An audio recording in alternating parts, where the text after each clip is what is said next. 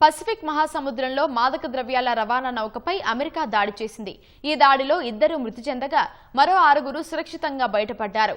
తూర్పు పసిఫిక్ మహాసముద్రంలో మాదక ద్రవ్యాలను అక్రమంగా రవాణా చేస్తున్నట్లు భావించిన ఓ నౌకపై అమెరికా సైన్యం విరుచుకుపడింది.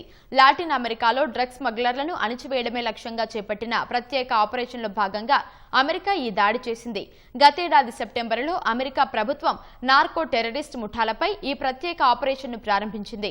అప్పటి నుంచి ఇప్పటి వరకు సముద్రంలో అనుమానాస్పద నౌకలపై జరిగిన దాడుల్లో మరణించిన వారి సంఖ్య 210 దాటింది. అమెరికాలో ప్రాణాంతకమైన డ్రగ్ ఓవర్ డోస్ కు కారణమవుతున్న ఫెంటానిల్ అనే రసాయనం ఎక్కువగా సముద్ర మార్గం ద్వారా కాకుండా మెక్సికో సరిహద్దుల గుండా భూమార్గంలోనే అమెరికాకు చేరుతోందని విమర్శకులు చెబుతున్నారు. ఈ డ్రగ్ తయారీకి కావలసిన రసాయనాలు సాధారణంగా చైనా నుంచి దిగుమతి అవుతున్నాయని వారు పేర్కొన్నారు.